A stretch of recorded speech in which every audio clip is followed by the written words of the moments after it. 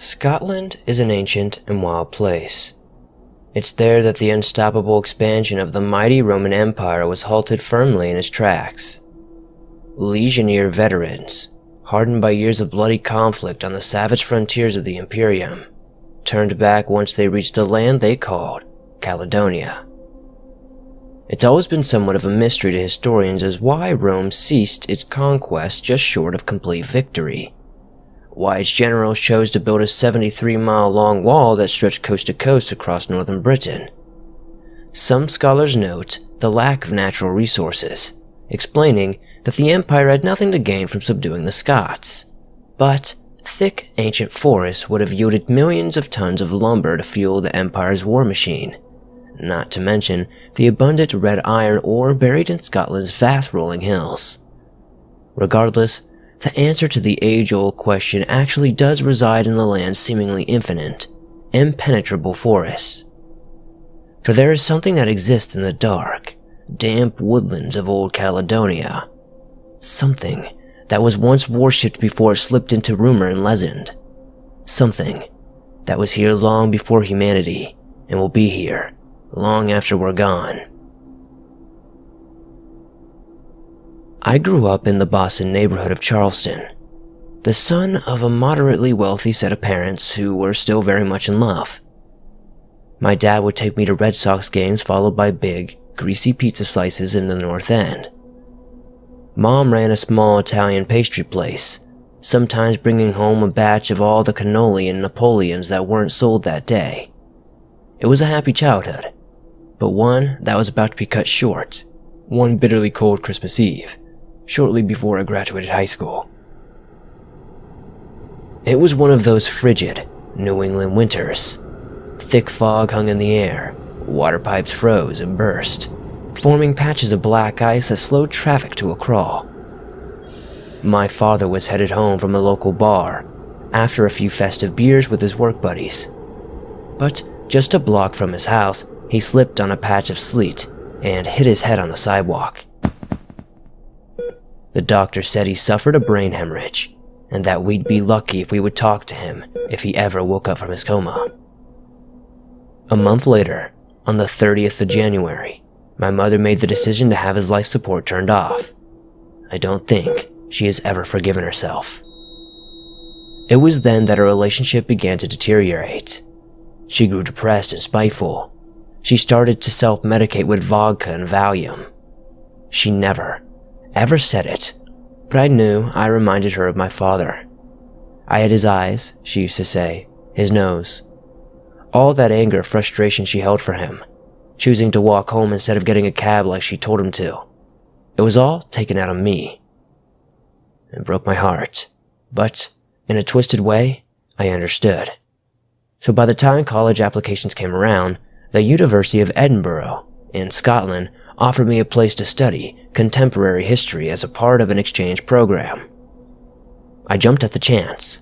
I had to get away. It was definitely what I needed. It was what she needed too. As an American abroad, I was often an object of curiosity, viewed as practically exotic by many of the local populace. I made friends with a fellow exchange student who was also from the US, forming a kind of not-so-homesick Americans club who saw themselves as a duo of adventurers from the old colonies, exploring the lands of their ancestors. Unlike myself, my compatriot was a country boy, much more accustomed to hauling their hunting rifle through the swamps of Florida than hauling back book bags along grimy city streets.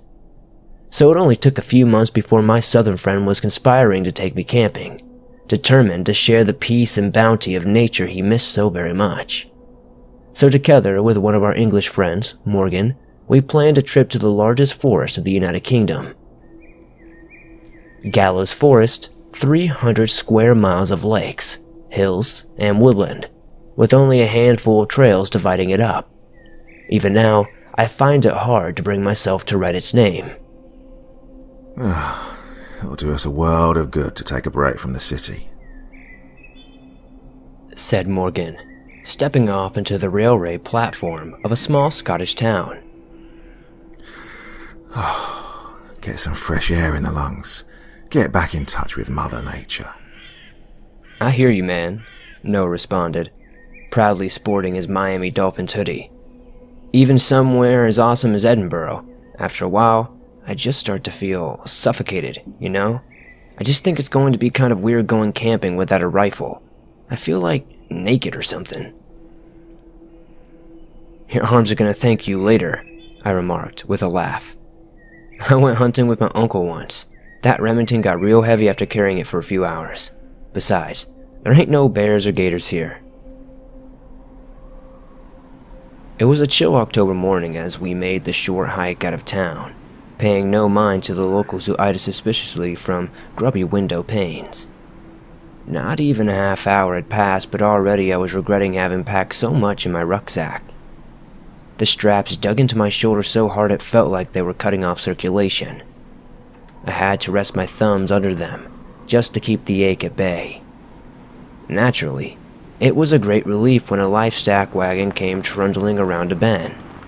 Noah instinctually threw up a thumb, drawing the attention of the driver who stopped his vehicle, smiling as he gestured for us to hop in the back. It smelled terrible. One of the sheep even tried eating my jacket, but I have never been so completely relieved to be off of my feet. After almost an hour on the road, in the back of the cramped, stinking wagon, the vehicle reached its destination and pulled up near a set of farm buildings. We thanked the farmer and he wished us a safe journey, in his nearly incomprehensible accent, before we began to make our way along the road again. The autumn sun was in the afternoon, and it was declining as we continued to trudge along the narrow country lanes. The strain of lugging my heavy pack had beads of sweat forming on my brow, a dull ache now present in my shoulders and feet. It had been hours since we had seen any cars or people, and it was beginning to show in our environment. Foliage at the sides of the road grew progressively untamed, dry stone walls crumbling as twisting vines began to reclaim what was once mankind's. We were getting pretty tired at this point. We'd been walking all morning and it didn't seem like we were getting any closer to the actual forest. The narrow country lanes flanked on each side by wildly overgrown hedgerows. They were beginning to all look identical. As frustration grew, Morgan and Noah began to argue over which route we should have taken. It was so heated that they didn't even hear my remark about someone watching us from further down the lane. I had to raise my voice to even get their attention. They stopped, shocked into silence by the sudden appearance of a solitary figure I was pointing toward. The man stood at the side of the road, wearing tattered clothes and a long, white wisp of a beard. He stood perfectly still, staring at us, with wide, curious eyes. Hello? Hi there. We're just wondering if you know... Morgan cut himself off as the man began shaking his head nervously in a small, rapid motion. Look, all we need are some directions. No, the man hissed. His voice was hoarse, almost weak sounding, as if it had been a very, very long time since he had last spoken.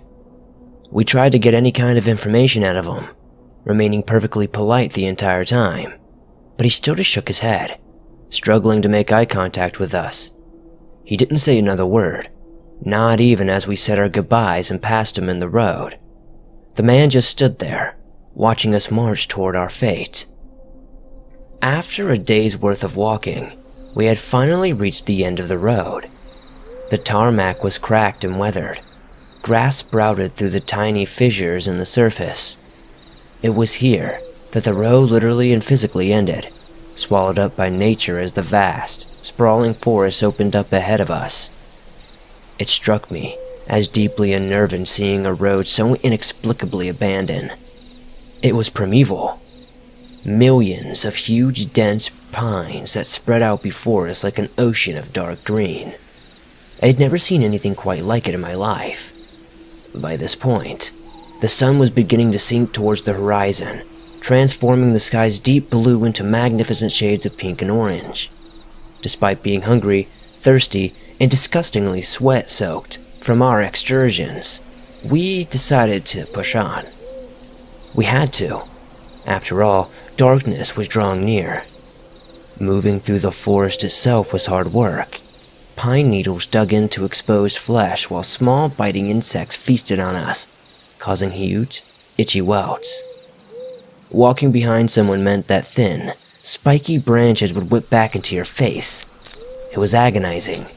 Even the country boys were beginning to complain. So upon reaching the first real clearing in the thick pines, we began to set up camp.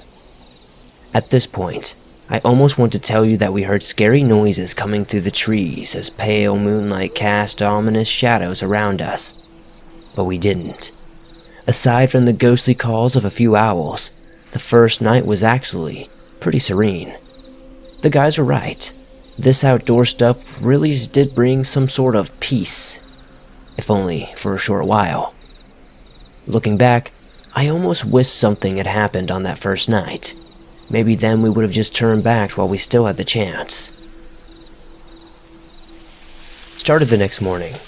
The brisk, blue October sky had become a ceiling of gray clouds. We packed away our camp, opting for a meager breakfast of trail mix before pushing deeper into the woods. We were worn out, so hacking our way through the pines was even more exhausting than yesterday. Sometimes we would find a little clearing, somewhere the trees opened up a little and we would get a good look at just where we were. It was an ancient, ethereal forest, beds of moss spreading out before us. Noah remarked that we must be 15 to 20 miles away from the nearest piece of farmland, even further from the nearest village. This place was truly untouched, or so we thought. As we traipsed through the almost impenetrable forest, I began to notice bright, artificial colors. Pushing through the pines into another small glade, we came across an empty campsite. 2 vacant tents with a small burnt-out fire between them. There was nothing obvious or unusual about the setup, but upon further inspection, we noticed a few small details that made us very anxious indeed.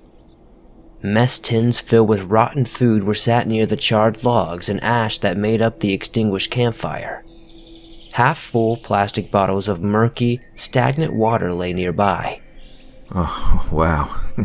Someone had a rough time walking out of here, Morgan said with a chuckle, reaching into one of the open tents and producing a pair of ladies' hiking boots. They were small, purple, with pink straps of plastic around the lacing. Why would someone leave their boots? I asked, nervously scanning the area. The forest was completely silent aside from the cawing of a distant raven. I don't know, blisters maybe? Noah replied nonchalantly. I've seen weirder stuff in the woods, but he fell silent. Something was bothering him. This camp looks like it was abandoned in a hurry. Like they just took off for some reason. Not everyone can stomach camping in Scotland, Morgan remarked smugly. Maybe they just didn't have the minerals. Anyway, there's nothing of use to us here. Well, aside from that tinned food. We could always just come back for it. True. Let's keep moving. Noah nodded, making his way back into the pines as Morgan and I began to follow. But upon our departure, I noticed something about some of the trees surrounding the camp. On many of them, the bark was torn away on one side, a pattern of deep gashes marking the raw timber beneath. Trails of sticky sap bled down the trunks, appearing as sticky, shimmering trails of dull in the morning light. It reminded me of what black bears do to trees during the mating season back in New England. Only there are no bears in the UK, and these markings were much, much bigger. After another hour or so of walking, the trees thinned out until we found ourselves at the top of a steep hill with a commanding view of the entire area. It was impossibly vast. The area of wilderness that stretched out before us was unfettered with artificial construction. In the distance, we could make out the dull blue of a large, freshwater lake, our designated water source for the camping trip. That's it, right? I remember asking. That's Loch Aber. Noah took a pair of binoculars, fiddling with the zoom, before bringing them to his eyes.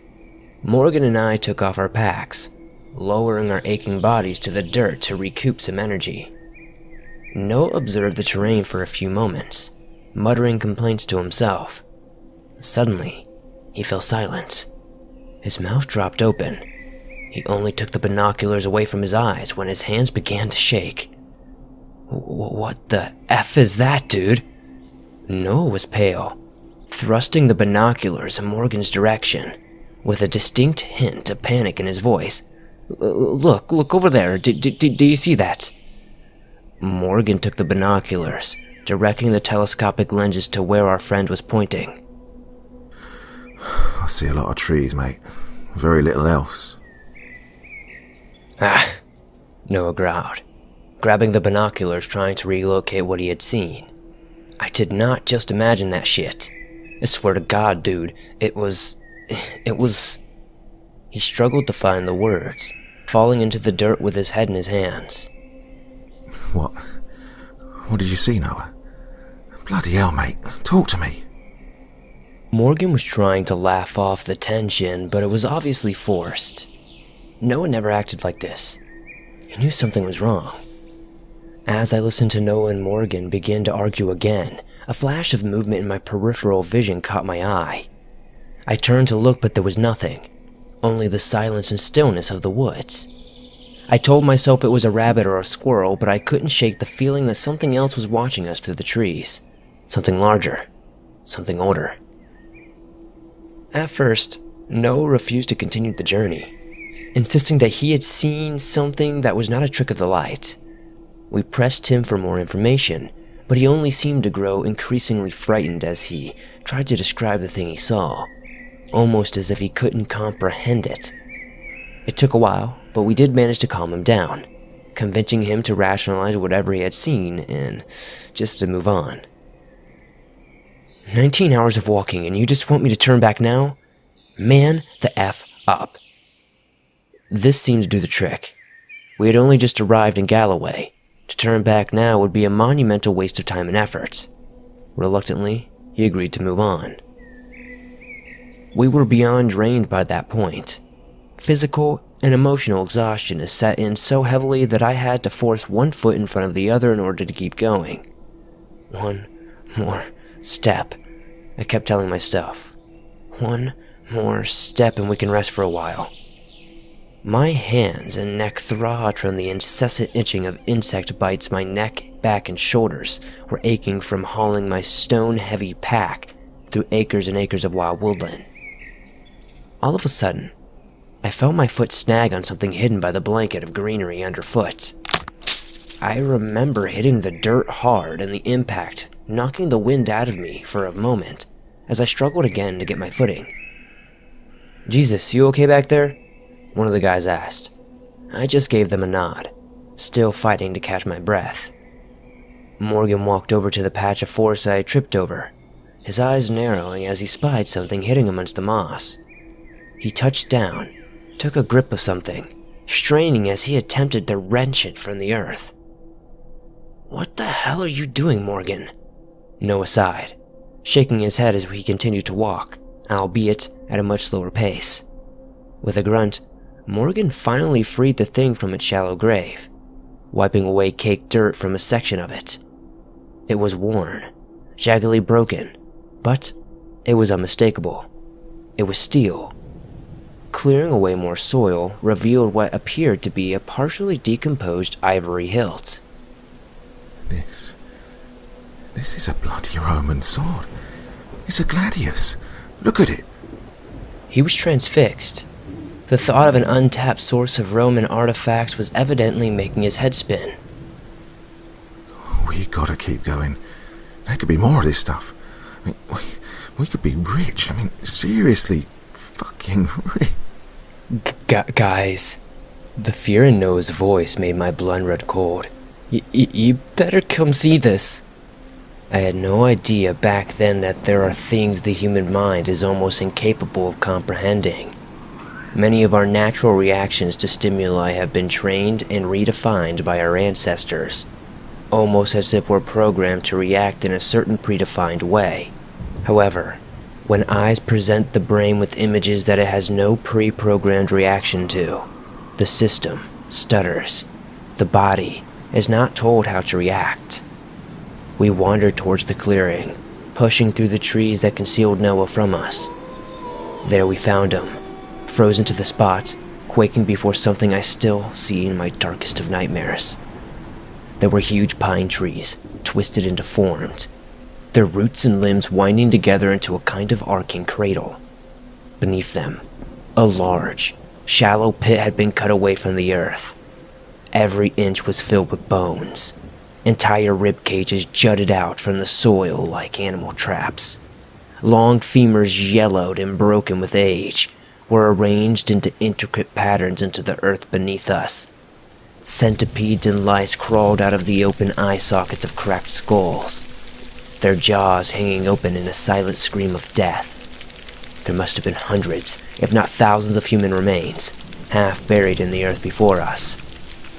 As my eyes returned to the twisted mass of trees and branches and roots above us, I noticed a dull glittering among the network of woven tree limbs. Withered steel helmets, still with a few slivers of red plumage, brass jewelry, had been intricately stitched into the patchwork of dry branches. Roman coins, more than 1,000 years old, were pressed so hard into the dying timber that the trees were growing up and around them, half consuming the small pieces of bronze. They were stunned, completely and utterly awestruck by the horror of what stood in front of us. Apart from the rhythmic cawing of a distant raven, a terrible, weighty silence hung in the air for a moment or two as we tried to compute what we were seeing. This can't be real, Morgan blurted out, his lip trembling, his face pale and clammy. That thing, Noah hissed, his voice barely above a whisper. That thing I saw in the trees. We turned to him, bodies stilled by terror, eyes wide with electric fear. This is its nest. A thundering noise echoed through the trees around us, something that broke the ominous stillness of the death-saturated clearing. A deep, otherworldly howl, unlike anything I had heard before or since, assaulted our ears. I felt nauseous with fear, like I might regurgitate my measly breakfast all over the forest floor. As the roar died down, that horrible silence returned once again. We could hear the rustling of pines, the crunching of dry twigs and pine needles in the near distance. Something was coming for us. Run! Morgan didn't scream or shout. His command was hushed, dampened by the raw, blinding terror that coursed through us. So we ran. We ran blindly through the pines as stray branches and bramble thorns scratched and sliced every exposed flesh. Exhaustion didn't seem to be a factor anymore. Neither was the weight of our backpacks. We tore through the forest at breakneck speeds, fear and adrenaline providing strength and stamina that seemed almost impossible. Noah ran ahead of me, instinctually looking back over his shoulder for a second to see if the thing had gained on us. I'll never forget the horror and dread in his eyes. It was the same thing that he'd saw through the binoculars. The thing that we told him wasn't real was crashing through the forest towards us, and it was angry. He yelped like a terrified dog, somehow managing to increase the speed of his run as he heard the same eldritch howl cut through the trees. It was close now. Really close. This way! Morgan cried, darting off to one side. He too had seen something. But it was not the thing that pursued us. We followed, beginning to notice the familiar straight lines of man-made structure, hurtling towards us. We squeezed through a narrow gap in the rusted chain-link fence and sprinted towards the nearest building. It was coated in ivy and other creeping vines, so completely that the entire construction appeared to be nothing more than a mass of vegetation. Noah and Morgan occupied themselves with trying to wrench open the heavy steel door, but my attention was drawn to a painted sign that was attached to the concrete wall close by. It too was partially concealed by wild greenery, but as I tore the vines away, more and more of the lettering became legible. Minister of Defense, it read. Gallows Forest Research and Development Center, Authorized personnel only. "Freaking help us!" Noah cried, his voice breaking from all the consuming terror that gripped him. I barely had a time to process what I had read before I was helping loosen the rusted iron door handle. One more pair of hands was all it needed. It groaned as we dragged it open, revealing a dark, cavernous space within. We had no choice. We were to enter the pitch-black room, or suffer the same fate as the millennia-old corpses we had just fled. We would be torn apart and our bodies would be taken as morbid trophies. Just as whatever was hunting us was about to burst through the tree line, we slammed the iron door closed, sealing ourselves inside the decrepit abandoned building. We thought we had escaped our grisly fate. We thought we were safe inside such a heavy steel and thick concrete. But we couldn't have been more wrong. The horror had only just begun.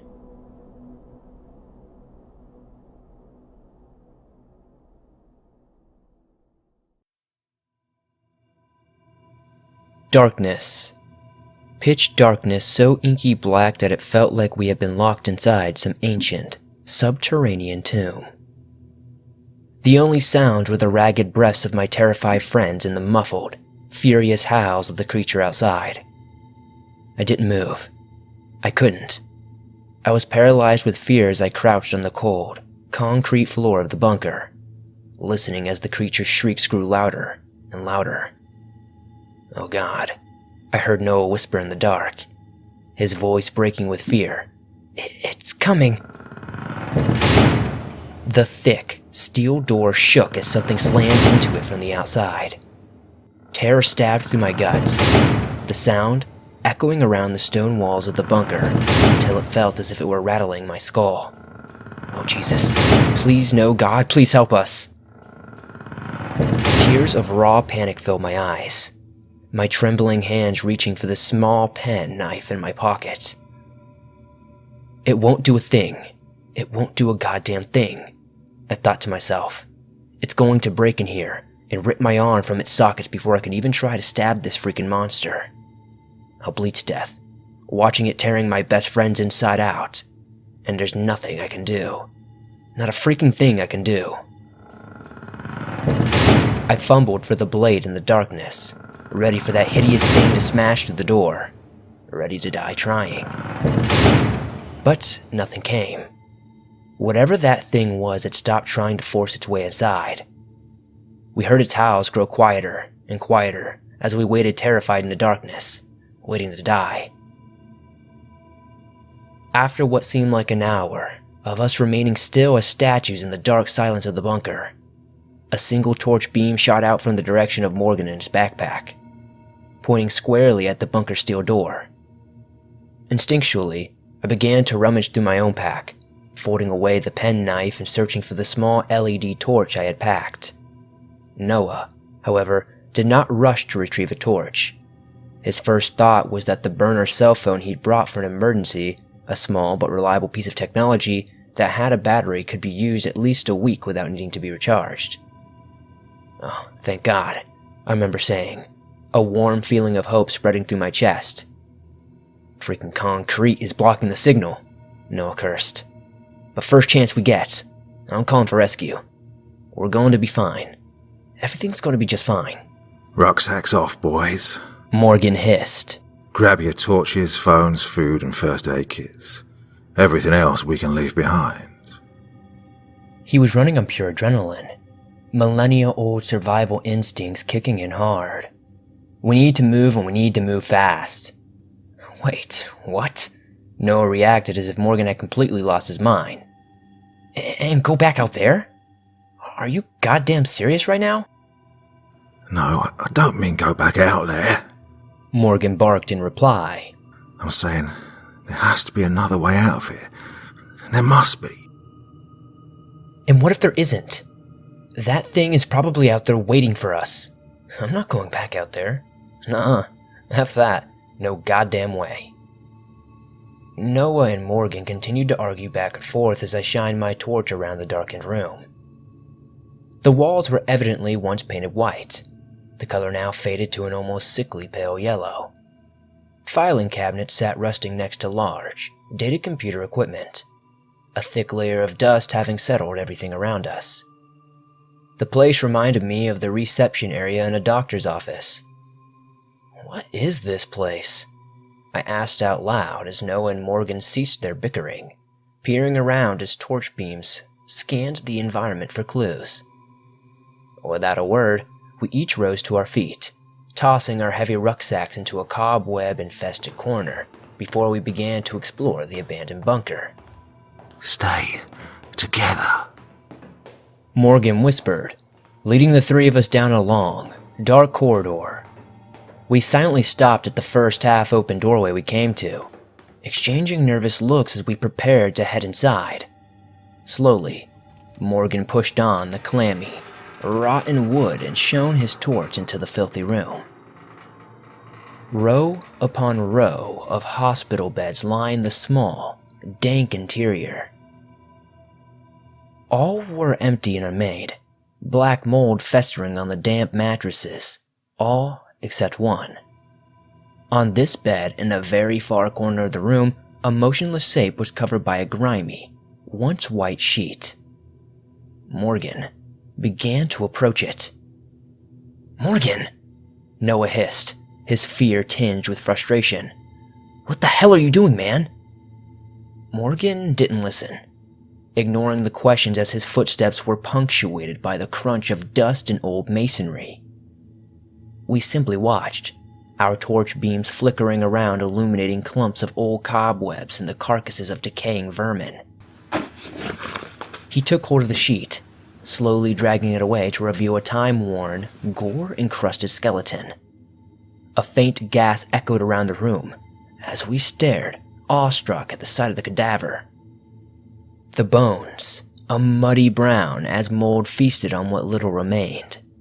Then the smell hit us, not as putrid as an actual rotting body, but pungent nonetheless.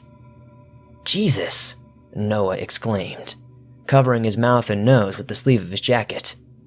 "Get away from that, dude, it frickin' reeks!" But again, Morgan just ignored him, studying the bones of the corpse intently under his torch beam. I began to approach the occupied bed as well, my eyes locked onto something hideously strange about the skeleton structure. The skull, ribs, and pelvis bones all displaying some kind of abnormal growth. Lumps of what looked like bubbling calcium deposits sprouted painfully from the skeleton itself, as if undergoing some kind of mutation. "Are you seeing this?" I whispered in Morgan's direction, shining my torch onto the most affected areas. "I've never seen anything like this before," Morgan remarked in disbelief. "It almost looks like the initial phases of Proteus syndrome, but no one has ever just developed the disease later in life. It's a birth defect, although a variety of elephantiasis can be transmitted to the body via parasitic worms." "Parasitic worms? Then get the hell away from that thing, dude," Noah exclaimed, his voice tinged with disgust. "Jesus, who cares what it is? Guys, we need to get the heck out of here, and we need to do it now." "He's right, Morgan. Let's get out of here," I said, but Morgan's eyes were still fixed on the skeleton. I had to reach across the bed and take hold of his arm to get his attention. "Morgan." Okay, we're going." We retreated from the room, slowly edging out into the corridor again as our torch beams preceded our every movement. I kept looking back towards the blackened skeleton, half expecting it to slowly sit up with its neck bones crunching as it turned. But it didn't. Without a word, we left the unburied corpse to lie for God knows how much longer, lost to the world. The corridor had a few more rooms leading off from it, just administrative offices as far as we could tell, with old computer equipment and files piled high on the desk. Not one yielded us any form of escape. However, one thing I did notice was the huge amount of shredded paper that was in the process of rotting into mush. It was piled on the floors, overflowing from dusty trash cans. Whatever information this facility had collected, an effort was certainly made to destroy it. We kept going, feeling like dead men walking the Green Mile. Our torch beams quickly united at the end of the corridor, each illuminating a pair of hospital-style double doors that blocked our path. On the left-hand push panel was single human handprint. It was darkened with age, dried and flaking, but we all knew that it was blood. With trepidation, we inched closer and closer to the door with no bloody handprint. The light of our torches fixed to the dreadful omen as we reluctantly crept towards it. Not one of us spoke, too afraid of what might be behind the door, afraid it might hear us. It was Morgan who finally placed a shaking palm on it before beginning to push. What greeted us on the other side turned my blood to ice. Twisted, broken shapes covered the floor of the next corridor along. Not a single inch of the tiled floor was visible to us, just a mass of jutting angles covered in fabric. When I focused my eyes on the bright torch beams in the darkness, I began to understand what they were. They were bodies, a carpet of dead bodies, all wearing the same distinctive camouflage pattern. The smell of rot hit us almost as soon as we passed through the double doors, a stench of decay so ripe that I had to stop myself from gagging. Our torchlight crept over the mass of bodies, catching where bone ripped through uniform. There were so many bullets that had been fired that the brass shell casings twinkled in our torch beams. The soldiers' weapons were utterly destroyed, broken pieces of rifles laying among the corpses. The tough sheet metal cleaved in two by some ungodly force. What the hell happened here?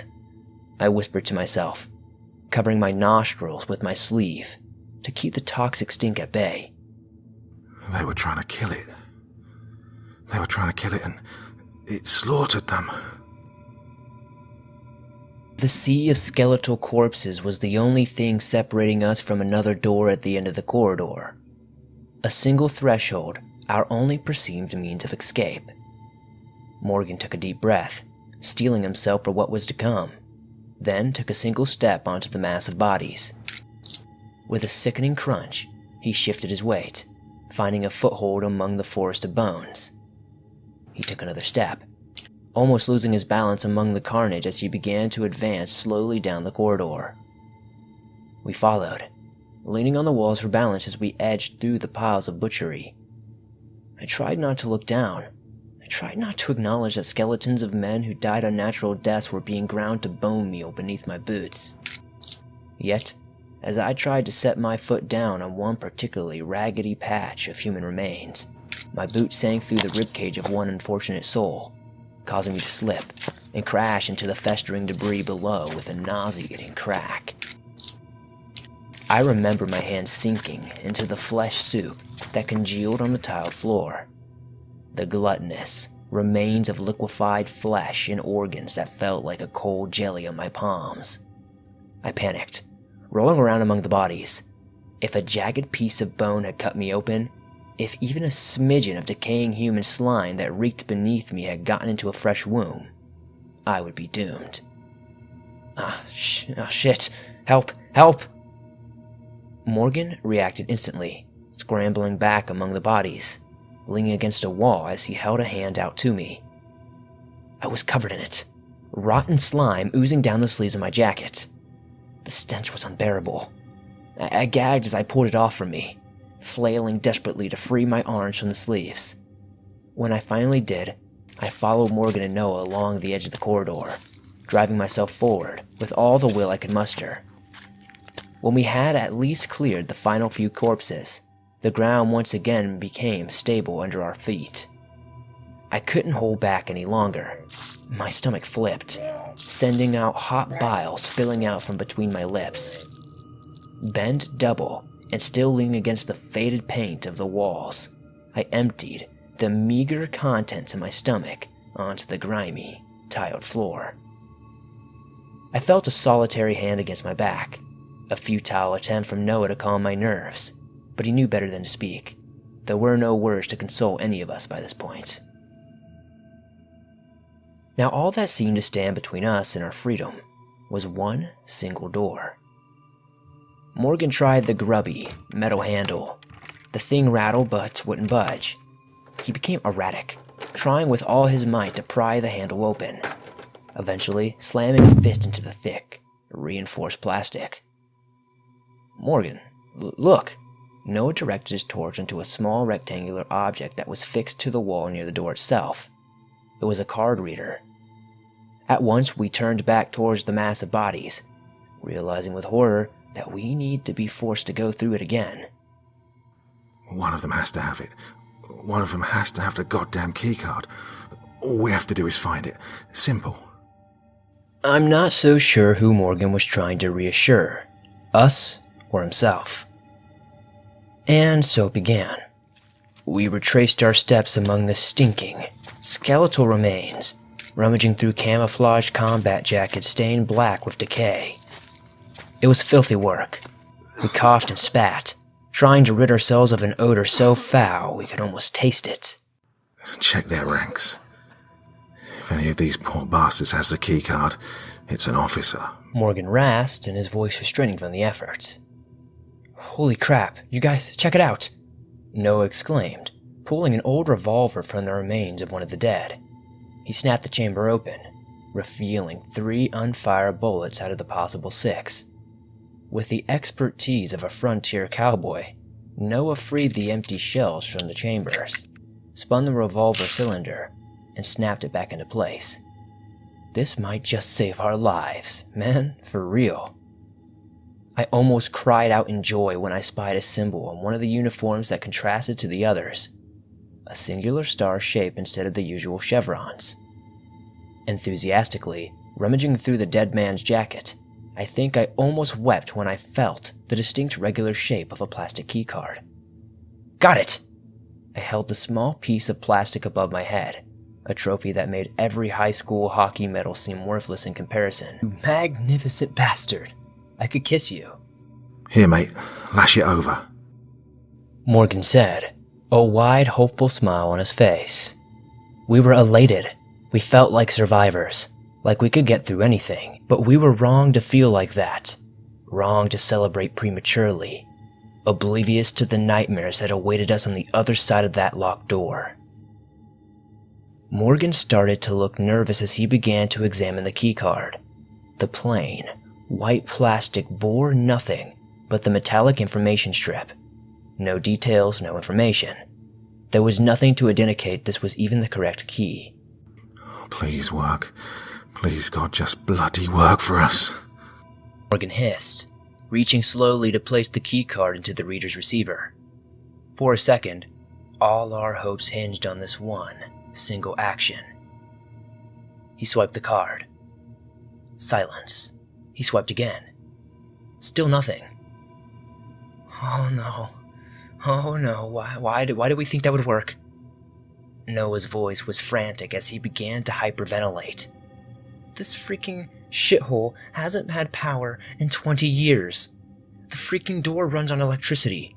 Of course it freaking does. We're stuck, man. We're freaking trapped here in this freaking crypt with that goddamned abomination out there waiting for us. Noah, look at me, buddy. Look at me. Just calm down. Calm down? You want me to freaking calm down? You know what the last thing I said to my mom was? Well, it wasn't freaking nice. I'll tell you that much. And that's how she's going to remember me. As some bratty freaking teenager instead of... This hit me hard. I too remember the last thing I said to my dad. How I'd just do just about anything for a chance to get a proper goodbye with him. Yet as I tried in vain to console the almost hysterical Noah, Morgan took a moment to think, flipped the keycard around in his fingers, and tried swiping it another way. We were instantly silenced by a loud, buzzing sound, a small green light on the card reader shining out in the darkness. Silently, we watched as Morgan once again took a hold of the heavy door handle and pushed it open, revealing the unfathomable horrors within. At first, it wasn't entirely obvious that the function of the locked room was. That was until our torch beams began to wander around the chaotically messy interior. Bell jars, filled with murky fluid, containing shapes too unfamiliar to recognize. Expensive-looking equipment that had some unrecognizable purpose. Test tubes, beakers, syringes of every size. It was a laboratory.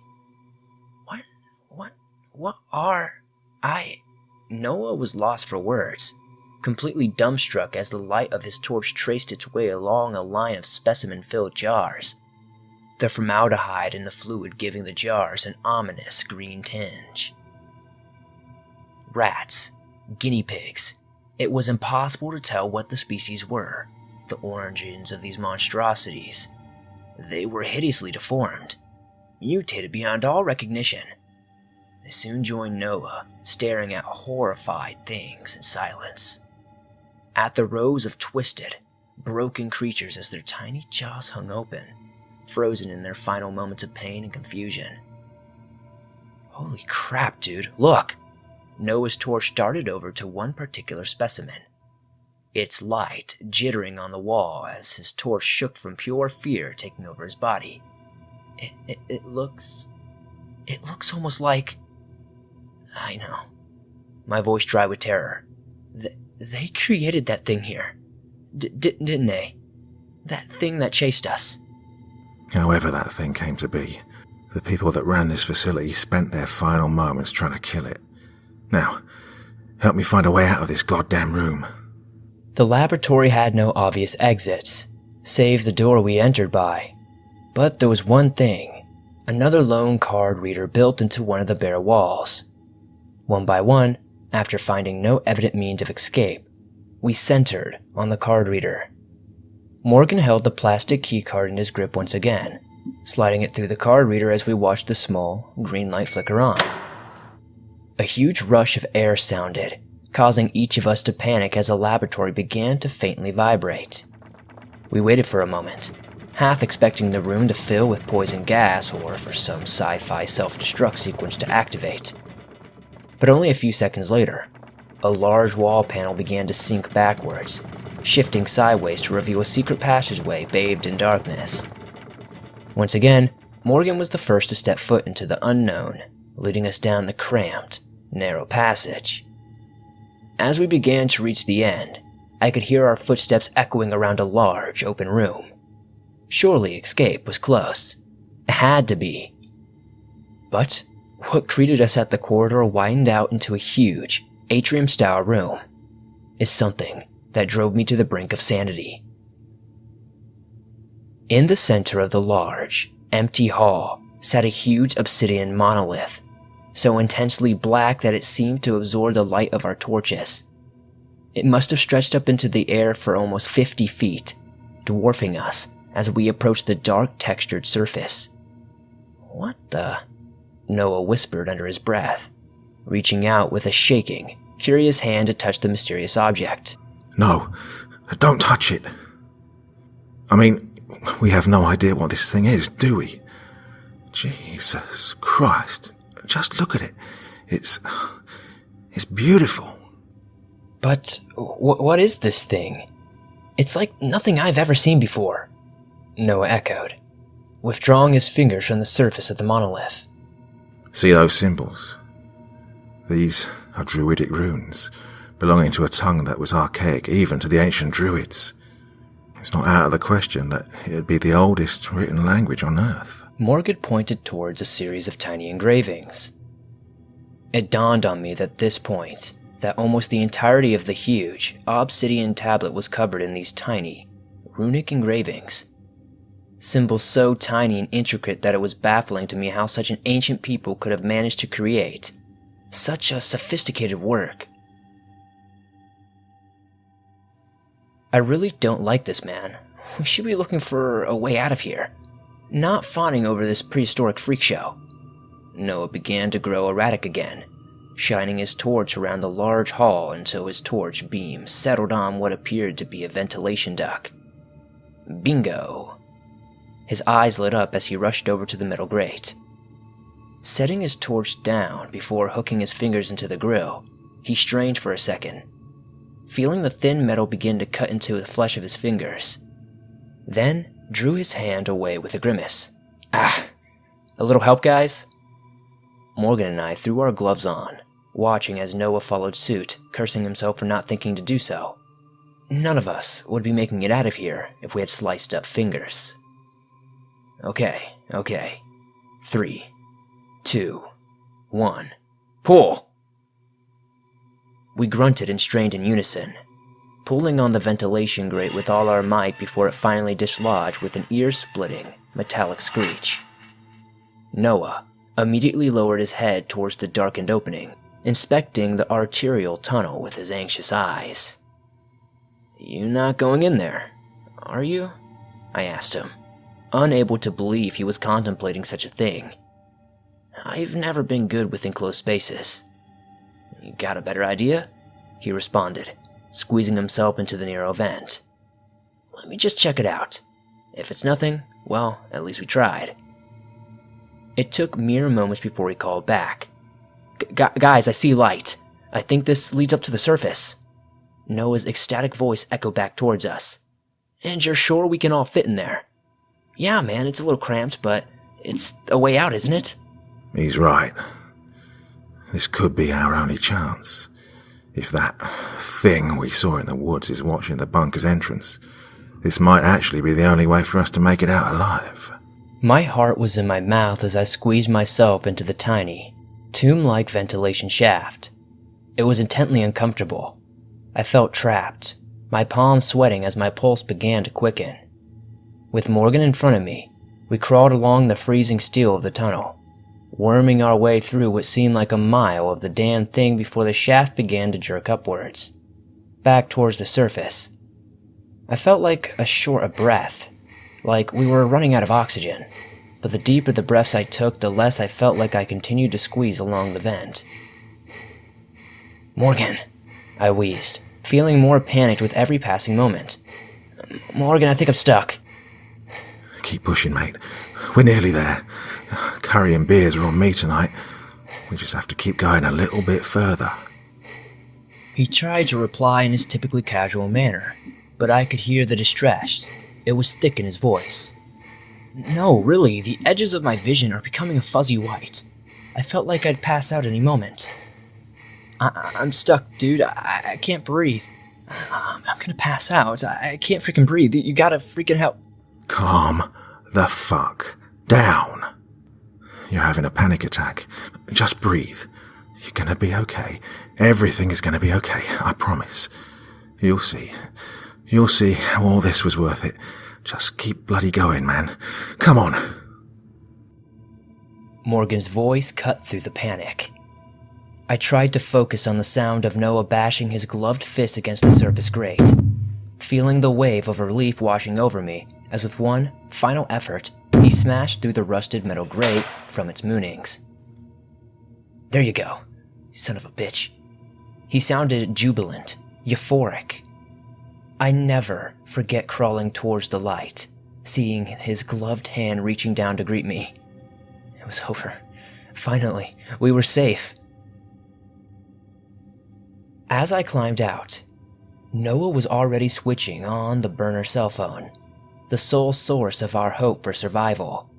He punched the air with delight when he saw that despite the cold, it still had a full charge on the battery. Yet, his face quickly dropped again once he saw the lack of signal bars in the top left of the small, monochrome screen. Come on, this freaking thing," he growled, raising the phone high above his head as it searched for a signal. "Come on, work, please, God, just... Yes, there we go, that's my girl." Thank God, we had bars. But just as Noah began to punch in the emergency dial-in code, just as we were about to make our way for freedom, we heard something that made us feel sick with despair. That same familiar howl, echoing through the trees. "Oh crap," I hissed, spasms of fear sending agony through my guts. It's heard us, it's coming." With a beastly, terrifying speed, it was upon us, charging through the trees, ripping branches from bark with violence of its movement. "Noah, use the freaking gun on it! Shoot it!" I screamed, feeling the front of my pants growing warm and wet. Noah pulled out the old 6-shooter from his waistband. cocking the hammer and aiming it squarely at the rampaging beast. It halted, just feet from us, but not at the sight of the gun. Its eyes, its many, many eyes, all differing in size and shape, were all fixed on just one of us, Morgan. "Shoot it, Noah! Freaking shoot it!" I continued to scream, but he didn't. With absolutely soul-shattering horror and dismay, I watched as the last few dregs of Noah's sanity slipped away before my very eyes. He shook uncontrollably, the grip on the grubby old revolver going limp. At once, Morgan jumped into action, wrestling the revolver from his grip, frantically trying to pull the weapon from his friend's impotent hands in a last, desperate attempt to save our lives. Suddenly he had it. Morgan raised the revolver in his shaking hands, aimed it, and fired. The sound of the shot echoed around the deserted forest around us, the sound reverberating off the trees until it was swallowed up by the forest. Noah fell. Blood trickled from a single hole in his forehead as his brains showered the forest floor behind him. Only then did Morgan turn back towards the stationary abomination, taking a few shaky steps toward it. As it studied him with its countless, gelatinous eyes, the previously furious creature let out a deep, otherworldly groan of what seemed like sadness. "Father, I am here at last," Morgan said finally, the word eating away at my sanity as it bore into my brain. With that, Morgan turned to me, bringing the revolver's iron grip smashing into my skull. For the second time that day, my world has plunged into darkness.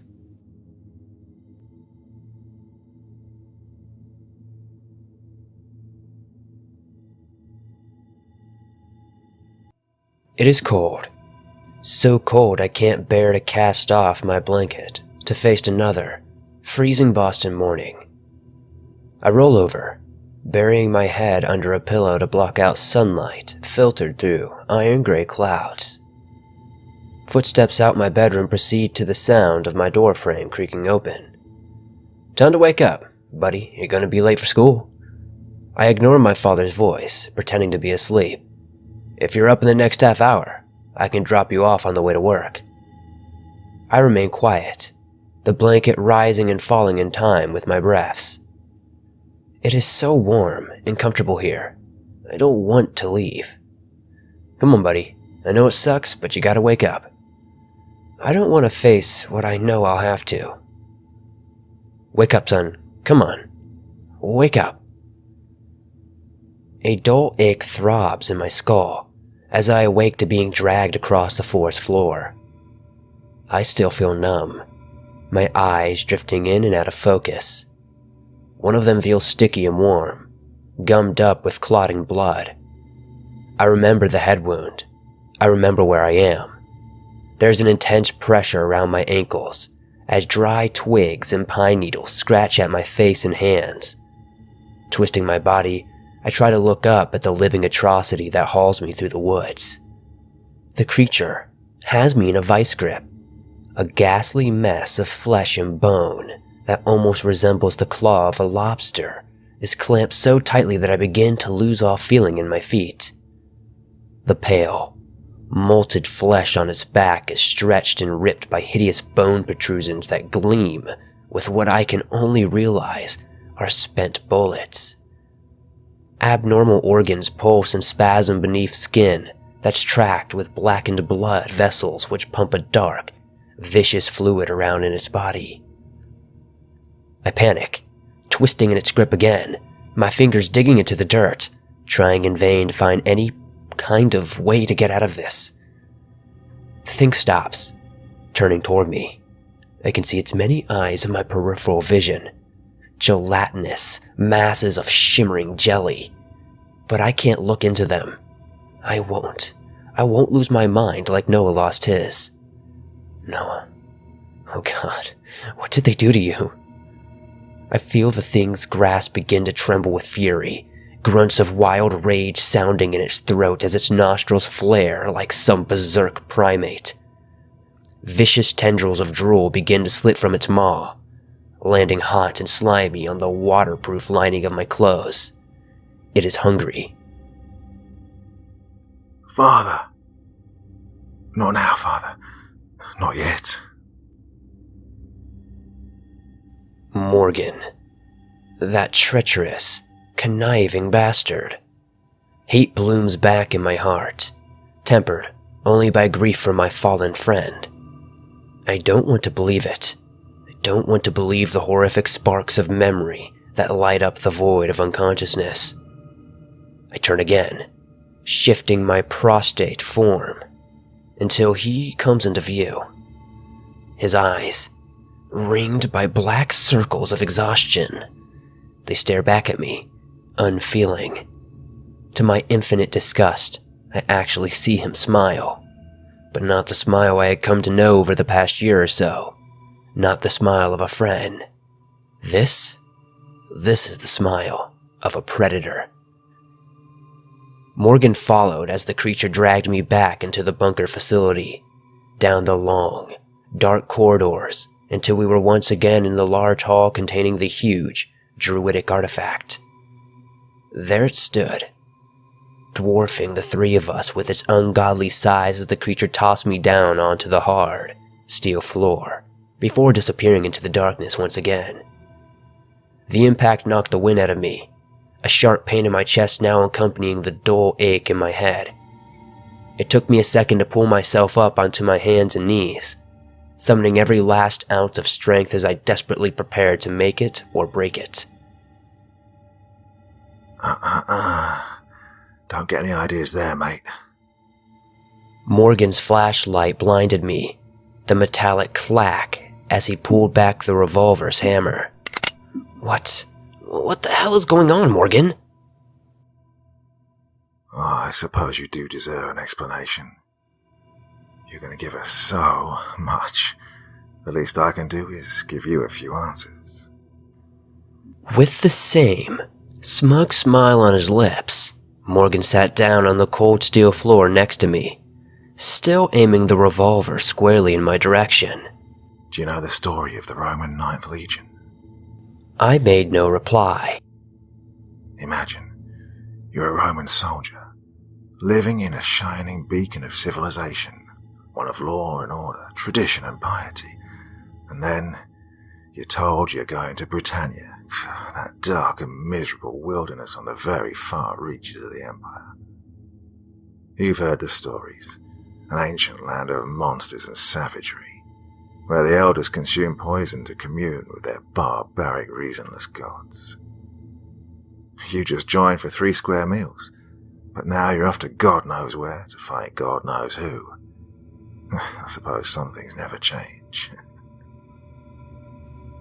Morgan chuckled, and in the dim torchlight, I saw the madness in his eyes.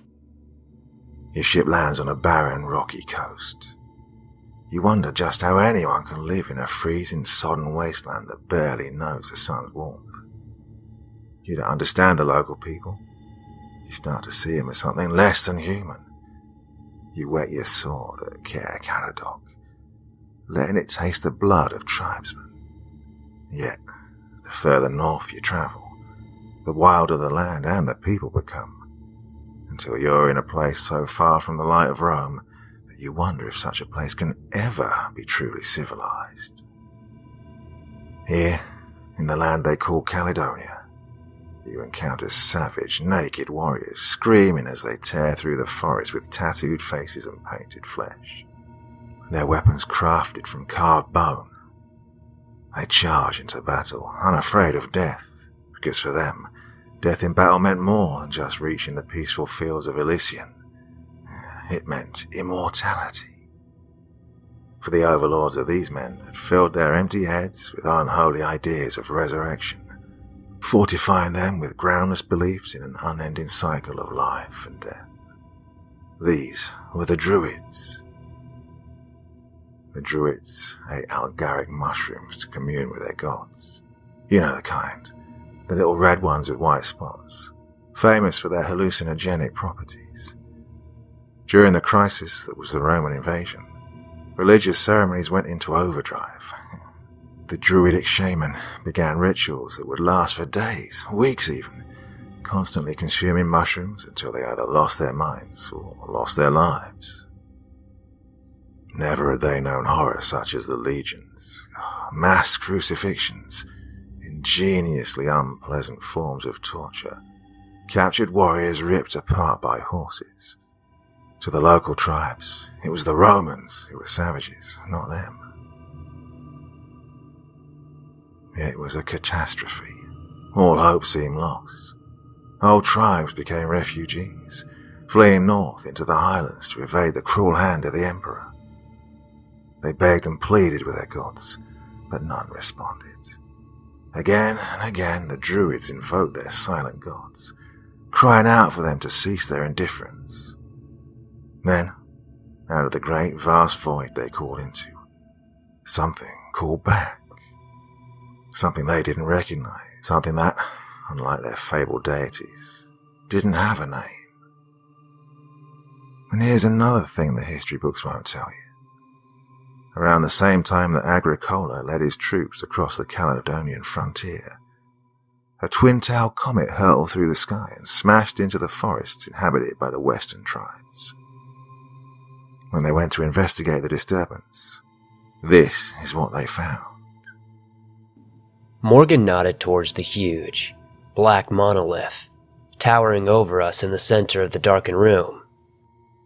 It must have been buried in the earth. Maybe only a few feet protruding from the Earth's surface, but that didn't matter.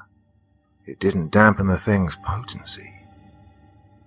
The druids began to communicate with something far more powerful than their own meager collection of gods. It taught them to read the runes inscribed on the otherworldly black stone, and when they'd learned all their new dark masters had to teach them, they were offered a gift. A gift that gave them the power to take the forces of the mightiest empire known to man and crush them into dust. But the only way to receive their new gift was not by another comet, nor via some warp portal or tear in time and space. The doorway would be the one thing on this earth that truly straddles the material world and the one just beyond it. A human body. The strongest warrior of the western tribes proved to be an unworthy tribute. He was torn asunder in a powerful display of the new master's displeasure. What they wanted was not a vessel of great strength, but one of great wisdom. One with a mind capable of comprehending the great and terrible secrets of their creation. The oldest and most scholarly of the shamans stepped forth, offering his body as a womb for the child of what they came to call the Old Ones. They found him adequate, and throughout the night of the ritual his body was slowly and painfully disfigured as something not of this world was birthed into him. Women danced in drug-fueled reveries. Men beat their goatskin drums, all as the shaman's screams of tortured joy rang up into the night sky. His body was being torn apart, broken down and rebuilt. But the things he saw, the visions that sprang up behind his eyes, made him roar in orgasmic bliss. A fate worse than death, yes, but those visions, that knowledge, I'd tear my eyes out to see such things. "You're sick," I hissed, the pointed revolver the only thing stopping me from choking the life out of him. Morgan ignored me, continuing with his morbid tale. The following night, the creature headed up a tribal warband that ambushed an encampment of the 9th Legion. Soldiers were slaughtered as they slept, each one taken by the beast a fresh tribute to the old ones. But the thing that used to be a shaman needed a refuge of its own, a place to rest in between feeding frenzies. So it built a nest that it decorated with the trophies of its victims. We saw that place, didn't we? We did. No one had laid eyes on that place for nearly 2,000 years. No one could ever get close enough. But we did, and now you know why. Listen to yourself. What are you even saying? What you're saying is impossible. It's insane. You really think that goddamn thing is your father? Why do you think we're still alive? Father was watching us this whole time. He didn't kill us because he remembers me. It's been almost 20 years of pain and madness, but he still remembers me, his only begotten son. How? How can you possibly expect me to believe any of this? How the hell did you... Why did you... Oh God. The vision of Noah's brains being splattered across the forest floor made my eyes burn with tears. Why, man? Why Noah? I couldn't have him hurting Father, especially not before something so important. I suppose to explain how Father came to be like that, I have to tell you another story. Have you heard of the 100-Hour War? It's what some people call the First Gulf War. It took a little over 4 days to subdue the entire Iraqi military machine. 4 days. NATO hasn't been able to break the backs of a few Afghan goat herders in 18 years. But you honestly think they routed 500,000 men and thousands of tanks in just 4 bloody days? Come off it, mate. You're much smarter than that. No, the reason they call it the 100-Hour War is because of that. Morgan nodded towards the great, black monolith once again. The British government spent billions exploring that thing's secrets. Failure after failure brought them steps closer towards a successful summoning, until, one day, it worked. The beast they brought forth was sedated and dropped into the Kuwaiti desert on the 24th of February 1991. A few days later, the war was over. But there was a problem. The British Ministry of Defence has lost all control of their top-secret bioweapon, resulting in what we now call the Highway of Death. Coalition Command had initially decided to allow a huge convoy of fleeing Iraqi soldiers to safely escape from Kuwait City. The war was practically won, the enemy in full retreat. There was no need to continue the killing. But word had spread that the asset they called Project Hadrian was rampaging towards the convoy, ignoring the biochemical commands of its handlers.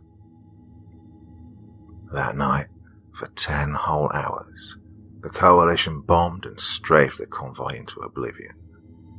Thousands were killed, both by Allied warplanes and the rogue asset that their bombs were meant for. But eventually, Project Hadrian was subdued and liquidated. Yet another casualty of the world's first truly modern conflict. So your father, that thing... Just the next generation of test subjects. Like the wise druid before him, he was one of the few men capable of understanding the crushingly cynical nature of our universe. But, sadly to say, he too went rogue. For the call of the old ones is far stronger than anything man can hope for. How could you possibly know all of this? I dedicated my life to it. Father disappeared when I was young. They told me he was dead, but I knew otherwise. I could feel he was still alive. He left enough clues in the books he left around our family home. Books on druidic rituals, theoretical physics and runic translation. I learned all I could, was accepted on a scholarship to university, and, well, that's where we met, isn't it? You mean you planned all of this? Of course I did. I had to. It took years of grooming the right people, seeing if they had what it took to get me this far, but also to see if they were capable of what's to come. What are you going to do? I'm going to bring Father back. But to do so, I need a person of the right constitution, the right intelligence. We need you, mate. We need your body to transfer the gift to. What? Me? You can't. I thought you'd understand. You too lost your father when you were young. You know all that pain and loss. All the unanswered questions. Questions you will never get answers to. Yours is gone forever, but I have a chance to bring mine back. To save him from what he's become. Wouldn't you want that? Wouldn't you do everything you could to bring him back? His words cut like a knife. I remained silent. Just as I thought. Besides, you can take comfort in the knowledge that you'll be part of something greater. What are you going to do? No more questions. It's time. Morgan placed his torch on the ground, pointing it at the monolith to illuminate his path towards it. With the revolver still in his grip, he rose to his feet, approaching the huge stone artifact with awe in his eyes. For just a moment, he was distracted. The thought to rush him flashed through my mind, and I prepared to launch myself at the man I had once thought of as a friend. The man who murdered Noah. But as I did so, something moved in the darkness beside me. I heard the creature's low growl, its hot breath on the back of my neck as it stood guard just a few feet away. As Morgan grew closer to the monolith, he reached out, laying a hand on it and whispering something under his breath. I strained my ears to hear the words, but it was like nothing I had ever heard. Dark, guttural noises sounding from the back of Morgan's throat as he spoke a language that was clearly not meant for human tongue. It was like nails on a chalkboard. I winced as I began to piece together syllables. My body racked with nausea, head aching as the unfamiliar words echoed around my skull. Yet, I didn't have time to reflect upon the intense discomfort. My sanity was almost shattered by the madness that began to unfold before me. The black monolith started to glow. Each of the tiny, intricately carved runes etched into its surface began to pulse with a grim, green glimmer. Morgan's incantations became increasingly more intense. The green light glowing brighter and brighter until the whole surface gleamed so strongly that everything was bathed in a hideous green luminosity. Morgan grasped as his body became rigid, his eyeballs rolling in their sockets as something reached out and spoke to him from beyond the void.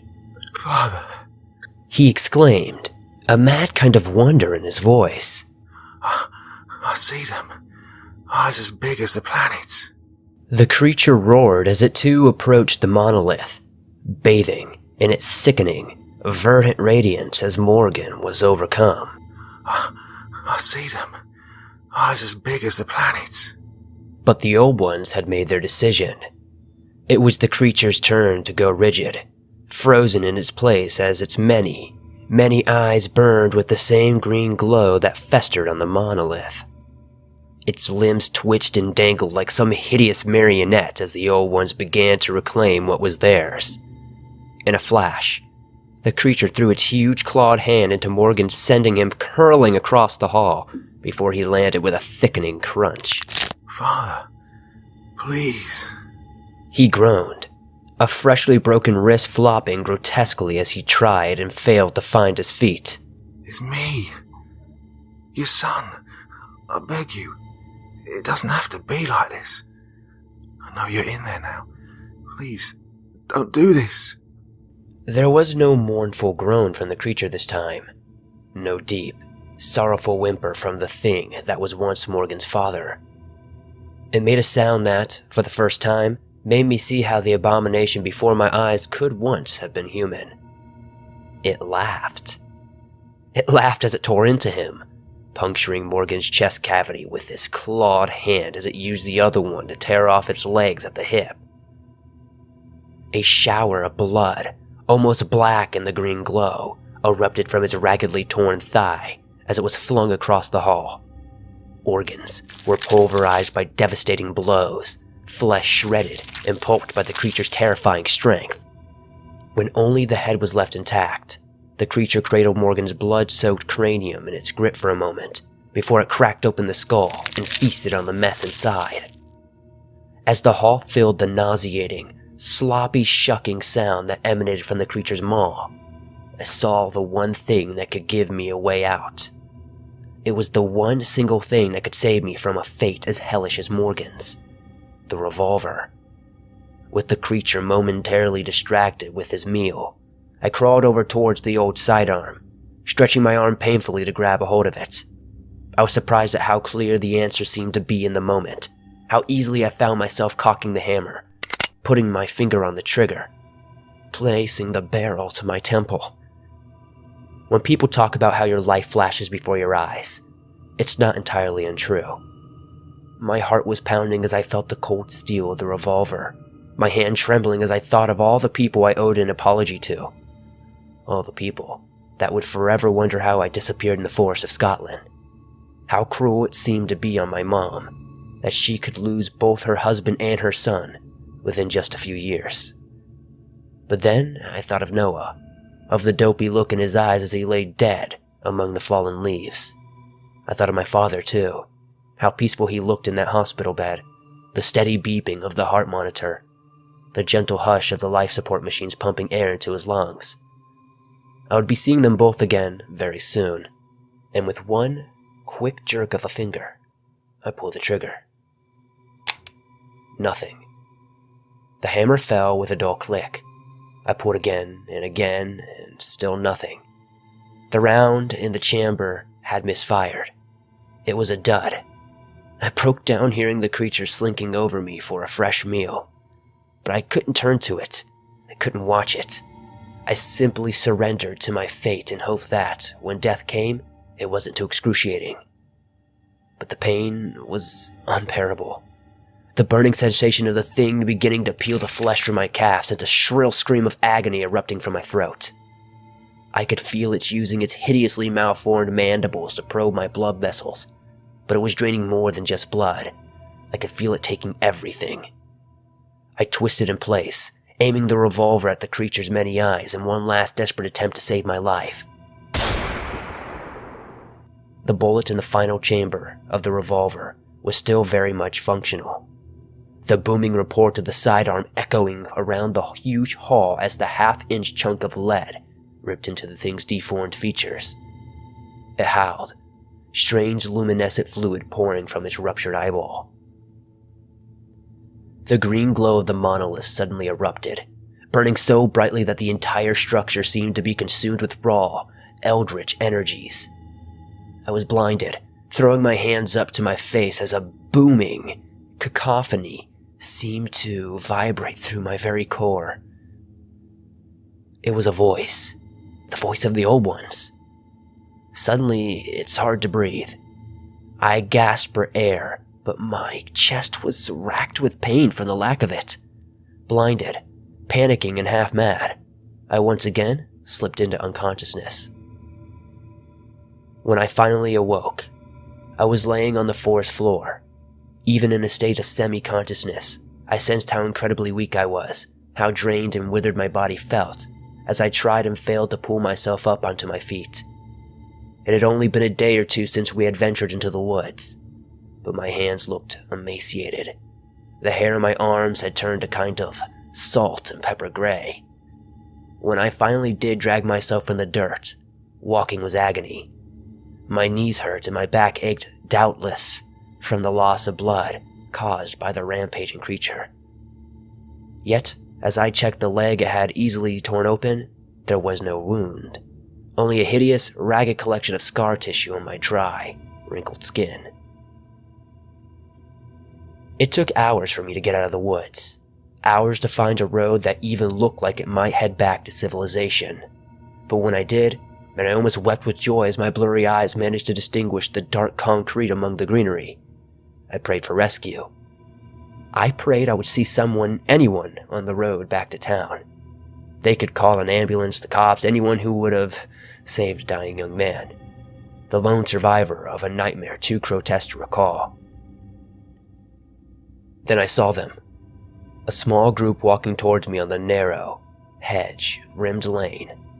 I tried to cry out, but my throat was bone dry, my voice was raspy and weak. I tried to wave, but they didn't see me, too busy arguing amongst themselves. They stopped, stunned into silence by the sudden appearance of a solitary figure in the road before them. I simply stood there, near the grass verge, still wearing the filthy, tattered clothes that looked so different a few days ago. Yet, as I took a few more steps towards them, I froze in horror at what I saw before me. It was us. It was Morgan, Noah, and me. No, no, I hissed, my voice hoarse, weak-sounding, as if it had been a very, very long time since I'd spoken. My mind refused to compute such an impossible revelation. It had to be some kind of fever dream, a nightmarish hallucination brought on by trauma of my experiences. It was me that was the skittish old hermit we met on the way in the forest. Here I was, watching my younger self about to walk off into the forest and repeat the unholy cycle all over again. A crushing, inescapable cosmic loop. A joke played on us by the ageless beings that slumber in the deepest recesses of the universe. Beings that, as Morgan said, saw us as little more than maggots feasting on a rotten corpse.